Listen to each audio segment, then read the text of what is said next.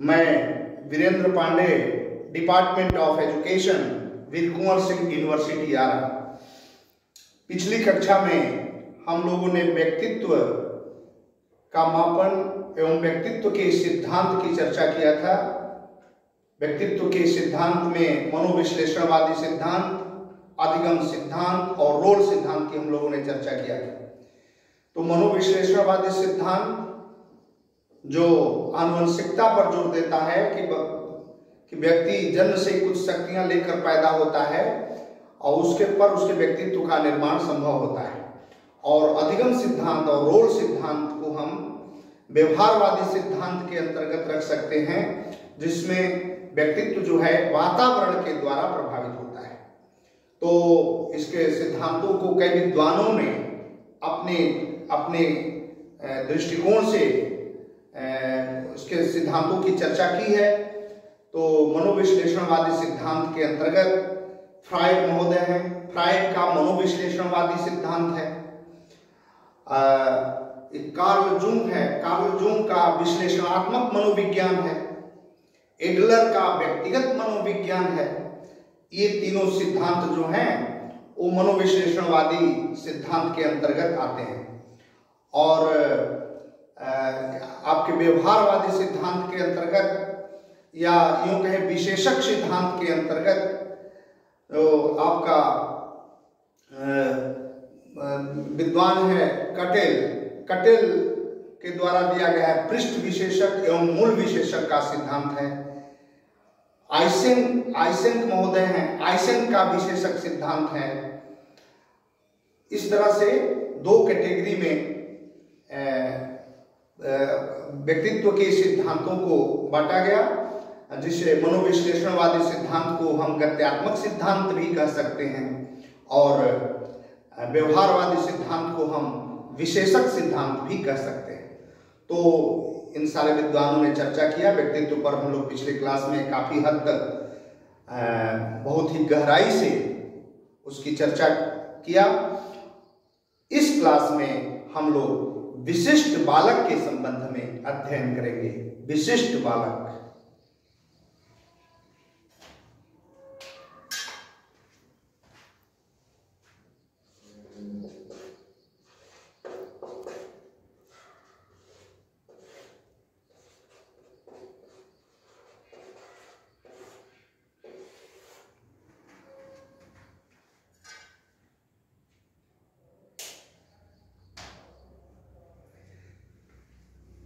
जैसा कि हम जानते हैं कि प्रत्येक बालक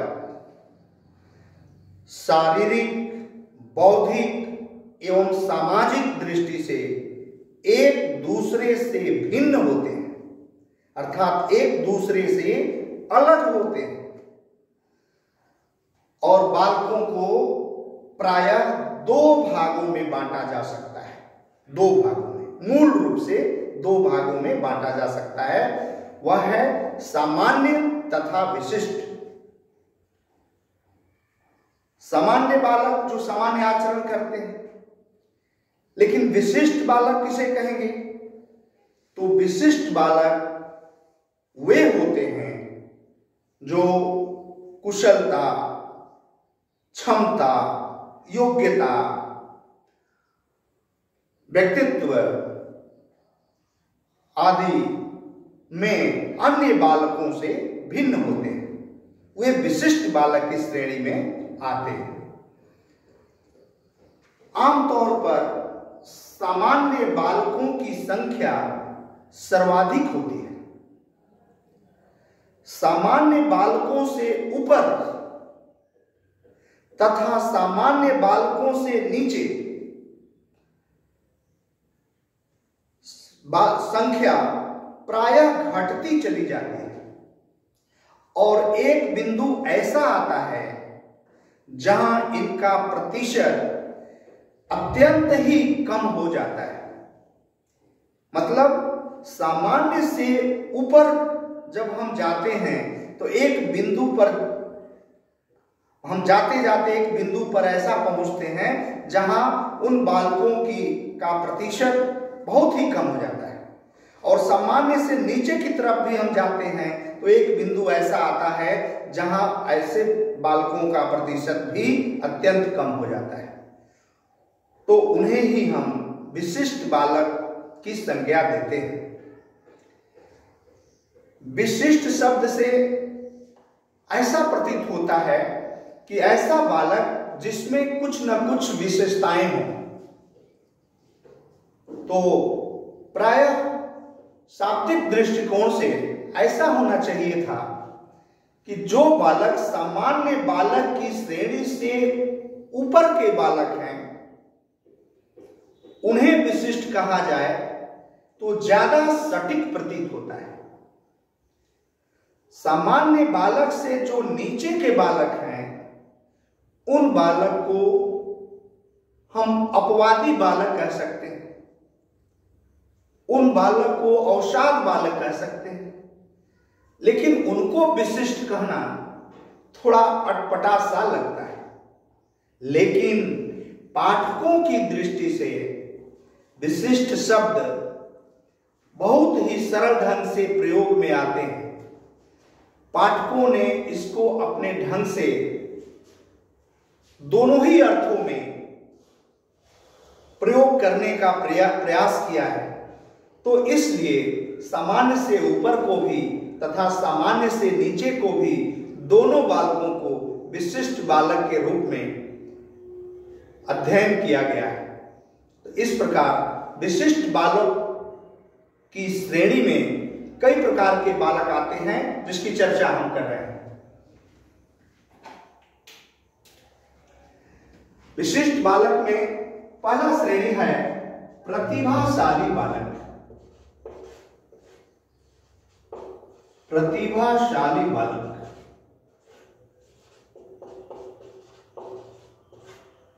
दूसरा है सृजनशील बालक। सृजनशील बालक।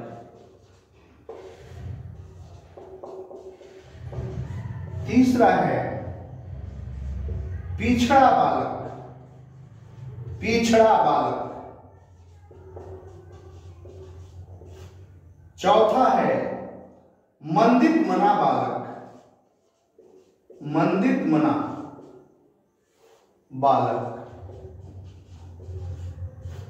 और पांचवा है अपचारी बालक। अपचारी बालक। प्रतिभाशाली बालक को इंग्लिश में हम लोग टैलेंटेड चाइल्ड कहते हैं। टैलेंटेड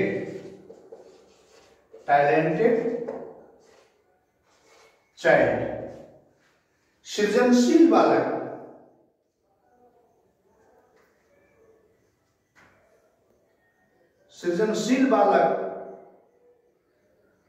और तीसरा है पिछड़ा बालक, चौथा है मंदित मना बालक और पांचवा है अपचारी बालक। तो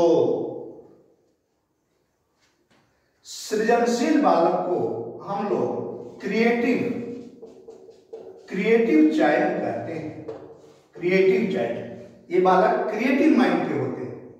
तीसरा है पिछड़ा बालक, इनको कहते हैं बैकवर्ड चाइल्ड। बैकवर्ड। मंदित मना बालक, इसको बोलते हैं मेंटली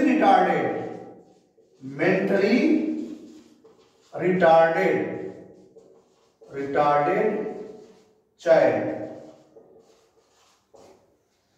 और पांचवा है अपचारी बालक, जिसको बोलते हैं डेलिक्वेंट चाइल्ड।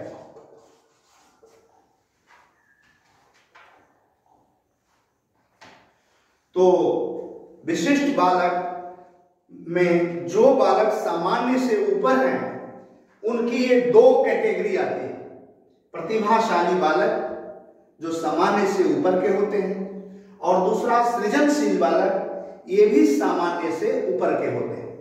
लेकिन शेष तीन, तीसरा में है पिछड़ा बालक, चौथा में मंदित मना बालक और पांचवा में अपचारी बालक, ये शेष तीनों जो हैं ये बालक सामान्य बालक से नीचे की कैटेगरी में आते हैं।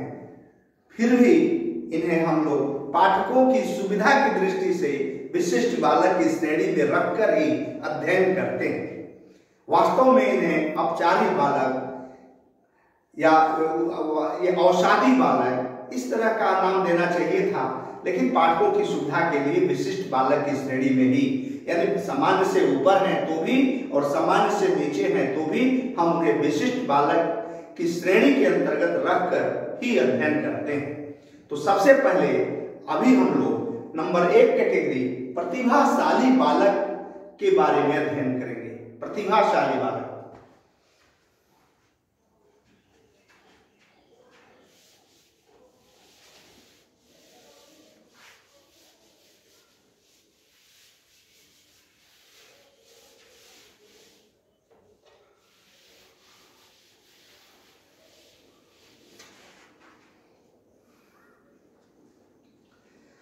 प्रतिभाशाली बालक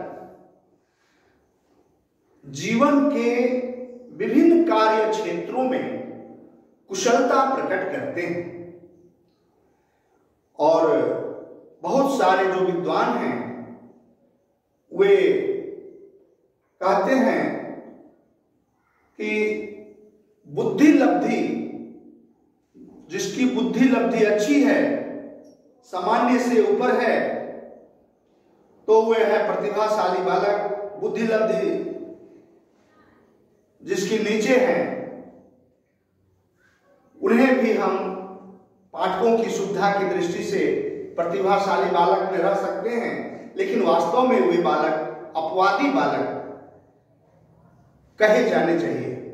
तो कहने का मतलब प्रतिभाशाली बालक का जहां तक सवाल है, तो प्रतिभाशाली बालक योग्यता के विभिन्न क्षेत्रों में, जीवन के विभिन्न कार्य क्षेत्रों में कुशलता को प्रकट करते हैं और इसमें न केवल बौद्धिक दृष्टि की से ही संपन्न बालक रखे जाते हैं, बल्कि अन्य क्षेत्रों जैसे संगीत, नृत्य, यांत्रिक कुशलता, सामाजिक नेतृत्व प्रदर्शित करने वाले बालकों को भी प्रतिभाशाली बालक की श्रेणी में रखा जा सकता है।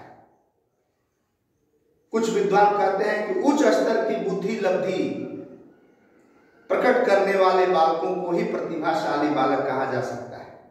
तो बहुत तरह के विचार आए हैं, जिस पर एक नेशनल सोसाइटी फॉर एजुकेशन 1958 में प्रतिभाशाली बालकों की यह परिभाषा दिया है कि प्रतिभाशाली बालक वे हैं जो योग्यता के विभिन्न क्षेत्रों में कुशलता प्रकट करते हैं। उनमें न केवल बौद्धिक दृष्टि से प्रतिभा संपन्न बालक ही रखे जाते हैं, बल्कि उन बालकों को भी सम्मिलित किया जाता है जो यांत्रिक कुशलता, संगीत, नृत्य, सामाजिक नेतृत्व आदि में भी कुशल एवं योग्य पाए जाते हैं। तो यह परिभाषा नेशनल सोसाइटी फॉर एजुकेशन 1958 द्वारा बड़े ही विधिवत ढंग से दी गई है। तो यह है प्रतिभाशाली बालक की परिभाषा। अब दूसरी बात यह उठती है कि प्रतिभाशाली बालकों को हम कैसे पहचानेंगे कि ये बालक प्रतिभाशाली बालक है। तो इसके लिए पहचान के लिए 2 विधियां प्रयुक्त में लाई जाती है। कौन कौन? तो पहली विधि है औपचारिक विधि और दूसरी विधि है अनौपचारिक विधि।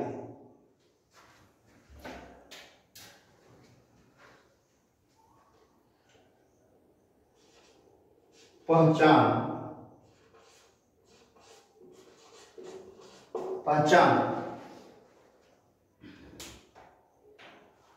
औपचारिक विधि में क्या होता है? पहला है औपचारिक विधि यानी फॉर्मल मेथड द्वारा, और दूसरा है नॉन फॉर्मल मेथड द्वारा हम प्रतिभाशाली बालकों की पहचान करते हैं। यानी औपचारिक विधि में हम विभिन्न प्रकार के परीक्षणों को प्रयोग में लाते हैं, टेस्ट को, जैसे बुद्धि परीक्षण, निष्पत्ति परीक्षण, व्यक्तित्व परीक्षण, अभिक्षमता परीक्षण। इन परीक्षणों के द्वारा जो योग्यता में कुशलता प्रकट करते हैं, अच्छे मार्क्स लाते हैं, अच्छी उपलब्धि लाते हैं, उस टेस्ट के मूल्यांकन के आधार पर हम प्रतिभाशाली बालकों की पहचान कर लेते हैं। दूसरी जो विधि है अनौपचारिक विधि, नॉन फॉर्मल मेथड, तो उसमें क्या है कि उसमें शिक्षकों द्वारा प्रेक्षण का कार्य किया जाता है, अभिभावकों द्वारा प्रेक्षण का कार्य किया जाता है, पड़ोसियों द्वारा प्रेक्षण का कार्य किया जाता है, दोस्तों, मित्रों, सहयोगियों द्वारा प्रेक्षण का कार्य किया जाता है। यानी अनौपचारिक विधि के अंतर्गत शिक्षकों, अभिभावकों, पड़ोसियों, दोस्तों आदि के द्वारा बालक के व्यवहार का परीक्षण किया जाता है। परीक्षण माने अनौपचारिक रूप से चलते फिरते उसका परीक्षण किया जाता है और उसके आधार पर यह घोषणा की जाती है कि अमुक बालक प्रतिभाशाली बालक है। ये है प्रतिभाशाली बालक की पहचान। ये जो अनौपचारिक विधि है उसमें कैसे हम चलते फिरते परीक्षण करेंगे, तो उसमें मुख्य है कि जैसे बालक द्वारा बहुत ही जल्दी से कोई चीज याद कर लेना, बालक द्वारा अपनी कक्षा से ऊपर की कक्षा के पुस्तकों को पढ़ सकना, बालक द्वारा अपनी कक्षा से ऊपर की कक्षा की समस्याओं का समाधान कर सकना, बालकों द्वारा बड़े लोगों के साथ बौद्धिक धरातल पर बातचीत कर सकना। बहुत सारे ऐसे मानक हैं, जैसे किसी वाक्य को बिना किसी यांत्रिक सहायता के एक बार पढ़ लेने के बाद उसे दोहरा सकना। तो इस तरह से बहुत सारे जो इस तरह के मानक तय किए गए और उसी मानक के आधार पर शिक्षक, अभिभावक, पड़ोसी या मित्र, सहयोगी बालक का परीक्षण करता है, बालक को हमेशा वाच करता है और उसके आधार पर उसके प्रतिभाशाली होने की क्षमता की जांच या पहचान कर पाता है। तो ये मुख्य दो विधियां हैं, पहला है औपचारिक विधि और दूसरा अनौपचारिक विधि। कौन कौन दो विधियां? पहला है पहचान में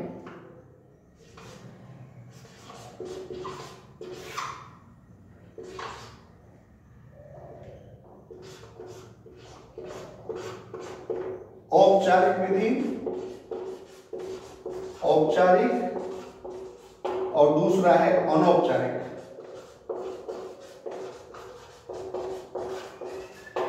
अनौपचारिक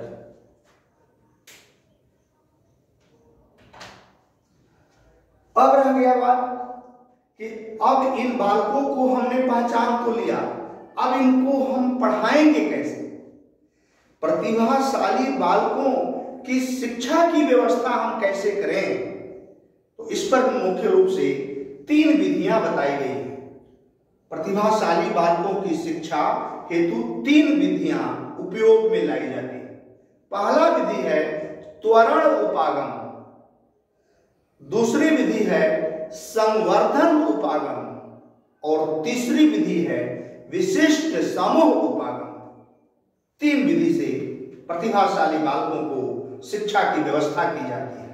तो हम लोग पहले विधि की जो चर्चा करेंगे वह है ये है त्वरण उपागम। त्वरण उपागम, एक्सेलरेशन अप्रोच, उसको बोलते हैं एक्सेलरेशन अप्रोच।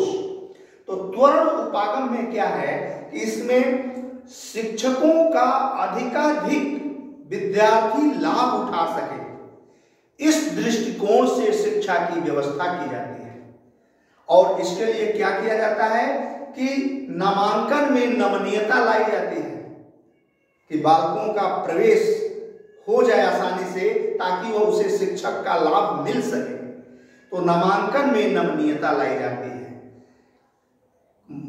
बच्चे को, अगर बच्चा कम उम्र में ही काम पूरा कर लेता है तो उसे कक्षा में जंप दे दिया जाता है, कक्षांतरण प्लूति उसको बोलते हैं। तो जंप, जैसे दूसरे क्लास में बच्चा है तो उसको चौथी में कर देते हैं, तीसरे क्लास में बच्चा है तो उसको 5वीं में कर देते हैं, जंप दे देते हैं। तो ये माने शिक्षकों को ज्यादा से ज्यादा बच्चे को लाभ मिले, इस दृष्टि से त्वरण उपागम में ध्यान दिया गया है। तो त्वरण उपागम में मुख्य है, कुछ बिंदु मुख्य हैं। जैसे पहला बिंदु है कि बालक को शारीरिक आयु की अपेक्षा उसके मानसिक आयु के अनुरूप प्राथमिक स्तर की कक्षाओं में नामांकन की व्यवस्था करना, यह मुख्य है। माने शारीरिक आयु पर ज्यादा ध्यान न देकर उसके मानसिक आयु पर ध्यान देते हुए उसे प्रारंभिक कक्षा में प्रवेश दे दिया जाए। इसी तरह से दूसरे बिंदु भी है कि बालक को खुली शिक्षा पद्धति द्वारा भी शिक्षित करने का प्रयास किया जाए। जैसे पत्राचार शिक्षा है, दूरवर्ती शिक्षा है, आपका मुक्त विद्यालय है, इसके द्वारा भी उसे शिक्षा की व्यवस्था कर दिया जाए ताकि उसे उसका लाभ मिल सके। तीसरा है कक्षांतरण प्लूति, जो हमने बोला कि बालक को जंप, एक क्लास छोड़कर जंप भी दे दिया जाए, दूसरे के बच्चे को चौथी में और तीसरे के बच्चे को 5वीं में, इस तरह से भी जंप करने की उसे सुविधा दे दिया जाए ताकि वह उसका जो प्रतिभाशाली बालक हैं उनको कोई किसी प्रकार की क्षति न हो। नेक्स्ट और भी बिंदु है कि ऐसे बालकों को माध्यमिक स्तर के विद्यालयों में भी जल्द से जल्द दाखिले की व्यवस्था किया जाए कि जल्द से जल्द उसमें दाखिला हो जाने से प्लूति किए हुए छात्रों का, या जो छात्र तेजी से पकड़ पाते हैं विषय वस्तु को, उनको आगे भी इसी तरह का मौका मिलता जाए ताकि उनके प्रतिभा में किसी प्रकार की कमी न आए। और भी बिंदु है कि ऐसे प्रतिभाशाली बालक 5 साल की प्राथमिक स्तर की शिक्षा को लगभग 3 साल में ही पूरा कर लेते हैं। तो ये उसका त्वरण उपागम के अंतर्गत मुख्य बिंदु हैं जिसके द्वारा उन्हें शिक्षित किया जाता है। यह है त्वरण उपागम। दूसरा जो बिंदु है वह है संवर्धन उपागम। इसे अंग्रेजी में हम एनरिचमेंट अप्रोच कहते हैं। एनरिचमेंट अप्रोच, संवर्धन उपागम। इसमें क्या होता है कि इसमें क्लास में बहुत तरह की सुविधाएं मुहैया करा दिया जाता है, अतिरिक्त और भी अधिगम सामग्री दे दिए जाते हैं जिससे बालक की प्रतिभा में किसी प्रकार की कमी न हो। बालक जल्दी अगर सीख लेता है तो दूसरे विषय वस्तु को भी सीखने लगे। तो कहने का मतलब कि संवर्धन उपागम के अंतर्गत विभिन्न प्रकार के अतिरिक्त विषय वस्तुओं, अंग्रेजी भाषा, विदेशी भाषा को भी उसके अंतर्गत रख दिया जाता है ताकि ये प्रतिभाशाली बालक उसमें संलिप्त हो सके। इसके अलावे अन्य सुविधाएं जैसे कंप्यूटर की व्यवस्था, टाइप टंकण की व्यवस्था, इस तरह की कक्षाओं में कर देना ताकि ये प्रतिभाशाली बालक उसमें संलिप्त हो सके। एक अलग से इनके लिए शिक्षक की व्यवस्था कर देना ताकि वो प्रतिभाशाली बालकों को पहचान सकें और प्रतिभाशाली बालकों को विद्यालय संबंधी समस्याओं के समाधान, विद्यालय के विकास, अन्य शिक्षणेतर कार्यक्रम, इसमें भी उन्हें रुचि लेने में प्रवृत्त कर सके। इसके अलावे प्रतिभाशाली बालकों को क्लास में ही ऐसा वर्ग बना देना, ऐसा ग्रुप बना देना ताकि उनकी समस्याओं का समाधान या उनकी रुचि के अनुसार शिक्षण कार्य भी मुहैया किया जा सके। तो ये संवर्धन उपागम के अंतर्गत स्थिति और प्रक्रिया, शिक्षण प्रक्रिया का लाभ अधिक से अधिक छात्र उठा सके, इसको दृष्टिगत रखकर विशेष प्रकार की सुविधाओं की चर्चा की गई है। और तीसरा जो विधि है वो है, तीसरा जो उपागम है वह है विशिष्ट समूह उपागम, स्पेशल ग्रुप अप्रोच, विशिष्ट समूह उपागम। इसमें क्या है, इसमें बालकों को प्राथमिक स्तर पर प्रतिभाशाली बालकों का एक समूह बनाकर उसे उसे शिक्षा मुहैया कराना, एक ग्रुप बनाकर। इसके बाद दूसरा है कि जूनियर स्तर पर विषय के आधार पर उनका ग्रुप बनाना। जैसे अंग्रेजी विषय में कौन बच्चे अच्छे हैं, गणित में कौन कौन अच्छे हैं, विज्ञान में कौन कौन अच्छे हैं, हिंदी में कौन, विषय के आधार पर प्रतिभाशाली बालकों का ग्रुप बनाना और उनके अनुसार उन्हें शिक्षा की व्यवस्था करना। तो उसके आधार पर फिर माध्यमिक स्तर पर अगर हम जाते हैं तो माध्यमिक स्तर पर उच्च स्तर के पाठ्यक्रम की व्यवस्था करना, तब प्रतिभाशाली बालक उसमें संलिप्त रह सकते हैं। कॉलेज स्तर पर या उच्च स्तर पर ऑनर्स पाठ्यक्रम, प्रतिष्ठा पाठ्यक्रम जिसे हम कहते हैं, ऑनर्स पाठ्यक्रम की व्यवस्था करना। इस प्रकार प्रतिभाशाली बालकों को मुख्य रूप से 3 विधियों, 3 उपागमों से शिक्षित किया जाता है। पहला है त्वरण उपागम, एक्सेलरेशन अप्रोच, दूसरा है संवर्धन उपागम, एनरिचमेंट अप्रोच, और तीसरा है विशिष्ट समूह उपागम, स्पेशल ग्रुप अप्रोच। तो हम लोगों ने प्रतिभाशाली बालकों पर आज हमने जो अध्ययन किया उसको संक्षिप्त रूप में हम यह कह सकते हैं कि प्रतिभाशाली जो बालक हैं उसमें केवल बौद्धिकता अच्छा प्रकट करने वाले बालक को ही नहीं, बल्कि विभिन्न प्रकार की योग्यताओं, जैसे संगीत में भी यदि बालक निपुण है, कला में भी अगर बालक कोई निपुण है, ये आपका नृत्य में भी कोई बालक निपुण है, या यांत्रिक कुशलता, यंत्र, बिजली का यंत्र है, कोई भी यंत्र, मशीन बना देना, बिजली का कोई चीज बना देना, तो यांत्रिक कुशलता में भी यदि बालक निपुण है, या समाज का नेतृत्व या बच्चों का मॉनिटरिंग अच्छे ढंग से करता है, वैसे भी उसमें कुशलता है। यानी कहने का मतलब योग्यता के विभिन्न क्षेत्रों में जो बालक कुशलता प्रकट करते हैं उन्हें हम प्रतिभाशाली बालक की श्रेणी में रख सकते हैं। जैसा कि नेशनल एजुकेशन ने 1958 में, नेशनल सोसाइटी फॉर एजुकेशन 1958 में जो जैसा कि परिभाषा दिया है उससे स्पष्ट है। तो प्रतिभाशाली बालक ऐसे बालक कहे जाते हैं। गिलफोर्ड ने बताया कि 120 प्रकार की योग्यताओं की चर्चा गिलफोर्ड ने की। कहता है कि उन योग्यताओं में से किसी एक में भी बालक यदि निपुण है, यदि एक में भी कुशल है, तो उसे हम प्रतिभाशाली बालक कह सकते हैं।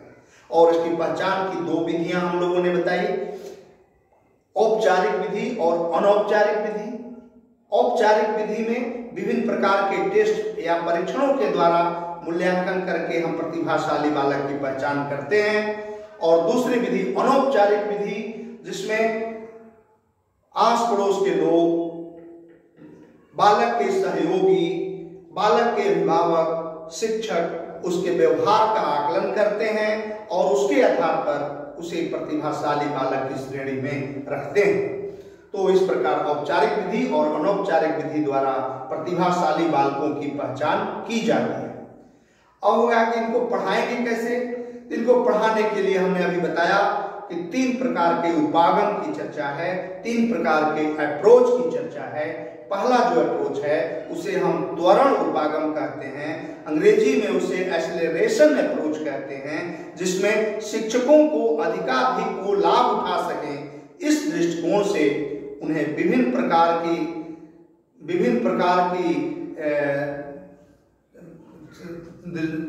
प्रकार के क्षमताओं को दृष्टिगत रखकर उन्हें विकसित करने पर जोर दिया जाता है। जैसे कि शारीरिक आयु पर न ध्यान देकर उसके मानसिक आयु के अनुसार प्राथमिक स्तर के कक्षाओं में उन्हें प्रवेश दे देना, और उन्हें क्या कहेंगे, खुली शिक्षा पद्धति अपनाने देना, जैसे पत्राचार पाठ्यक्रम, मुक्त विद्यालय आदि की शिक्षा उन्हें प्राप्त करने देना। और इसके अतिरिक्त भी उन्हें है कि कक्षांतरण प्लूति करने देना, कक्षा माने जंप करने की भी उन्हें सुविधा देना। इसके अंतर्गत वैसे बालक 5 साल के शिक्षा को 3 साल में ही पूरा कर लेते हैं, तो ऐसे भी सुविधा देना, एक त्वरण उपागम के अंतर्गत। दूसरा जो उपागम है वह संवर्धन उपागम, उसमें शिक्षण विधियों का अधिकाधिक लाभ मिल सके विद्यार्थी को। इसके लिए यह चर्चा की गई है कि कक्षाओं में अतिरिक्त अध्ययन, विदेशी भाषा, टंकन आदि की व्यवस्था करना। इसके बाद ऐसे प्रतिभाशाली बालकों का एक वर्ग बनाना जिससे उनकी रुचि के अनुसार, उनकी समस्याओं के अनुसार अध्यापक शिक्षण कार्य कर सके। एक विशिष्ट प्राध्यापक या विशिष्ट अध्यापक का प्रावधान करना ताकि प्रतिभाशाली बालकों की पहचान कर सके और विद्यालय की गतिविधियों, शिक्षणेतर कार्यक्रमों और आपके अन्य उसकी समस्याओं का समाधान कर सके। इस पर भी संवर्धन उपागम के अंतर्गत ध्यान दिया गया है। तो संवर्धन उपागम में और भी जैसे बालकों को विद्यालय में अन्य जैसे टाइप की व्यवस्था करना और भी जैसे उनको सुविधा मुहैया कराना, अतिरिक्त कार्यक्रम देना, तो इस तरह के भी सुविधा की व्यवस्था संवर्धन उपागम में की गई है। तीसरा जो है उपागम हुआ विशिष्ट समूह उपागम। इसमें क्या किया गया कि प्राथमिक स्तर पर उन्हें विशिष्ट प्रकार के ग्रुप बना लेना, प्रतिभाशाली बालकों का ग्रुप बना लेना, ताकि उस ग्रुप को आसानी से शिक्षा दी जा सके। जूनियर स्तर पर विषय के आधार पर उनका ग्रुप बना लेना, अंग्रेजी विषय के आधार पर, गणित विषय के आधार पर उनका ग्रुप बनाना और उन्हें शिक्षा मुहैया कराना। माध्यमिक स्तर पर उच्च स्तर के पाठ्यक्रम की व्यवस्था करना, उच्च या कॉलेज या विश्वविद्यालय स्तर पर अनर्स पाठ्यक्रम की व्यवस्था करना। इस तरह से प्रतिभाशाली बालक को शिक्षित किया जा सकता है। तो आज हम लोग प्रतिभाशाली बालक के बारे में अध्ययन किए। दूसरे दिन हम लोग सृजनशील बालक के बारे में अध्ययन करेंगे। आज हम यही विश्राम देते हैं। धन्यवाद।